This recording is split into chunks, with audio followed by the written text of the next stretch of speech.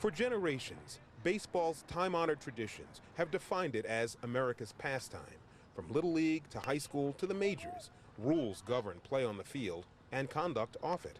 But one of the starting players on one of these teams has been convicted in juvenile court of oral copulation by force, violence, duress, menace, or fear.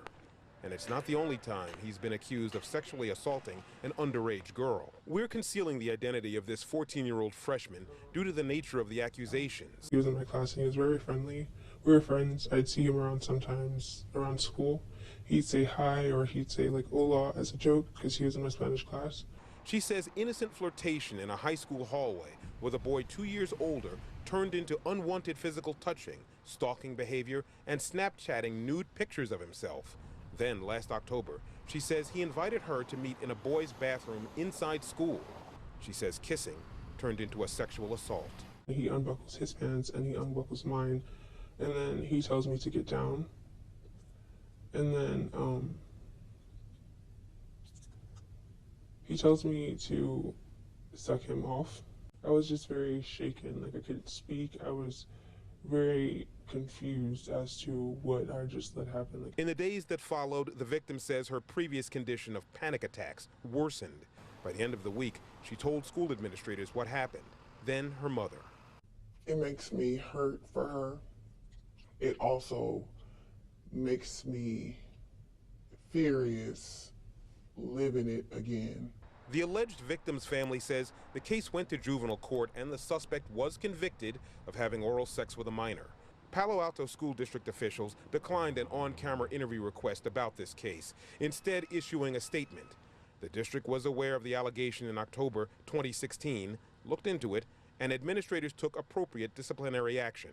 School district officials and the county DA say they can't talk about this case due to juvenile privacy rights associated with FERPA, the Federal Educational Rights Act. It protects the records of minors from everything from attendance and grades all the way to criminal activity. Can't be discussed or released. Legal expert Robert Aller disagrees, adding legal protection should apply not only to the accused, but also to the hundreds of other students who could be at risk. Failure to do so could leave school districts vulnerable to a lawsuit. Schools have a protective duty to protect their students. They stand in the shoes of parents who entrust their kids to schools every day.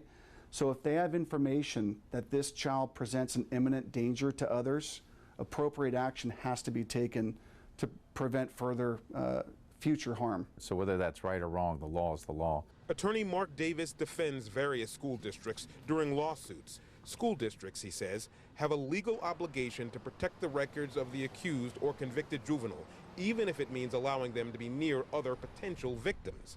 The FERPA law could explain why the Palo Alto School District either didn't know or didn't alert anyone to a similar crime by the same suspect. Just 1 year prior, it was the same scenario, but this time against a 15-year-old in a Palo Alto church bathroom. The victim says she first argued against performing oral sex. Then, after a few minutes, she acquiesced. Less than 5 seconds into it, I changed my mind, decided that in no way did I want to do this, and that's when he started pushing my head down. When I tried to pull away, he started pushing my head down forcefully. This case also went to juvenile court after the victim says she recorded the student athlete admitting his actions. After his conviction, he wrote a letter to the victim saying, "He's sorry. I apologize for my horrible actions. When a girl says no, it means no. And what I did was totally not cool, unfair, and selfish." Since we started looking into these cases, a third alleged victim has contacted Fox 2 saying she was also sexually assaulted by the same student athlete, this time at a house party here in Redwood City in January of 2016. This alleged victim didn't want to talk on camera, but her mother says the encounter started as consensual, but at some point she said stop. He did not. The mother says she filed a police report with Palo Alto Police, but so far, no charges have been filed.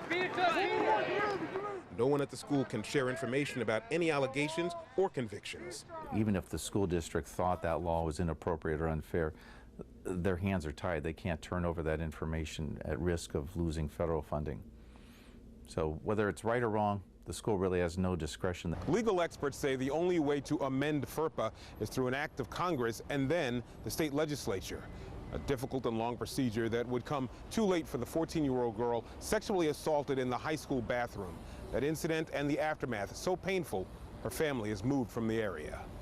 On assignment in Palo Alto, I'm Jesse Gary, KTVU Fox 2 News.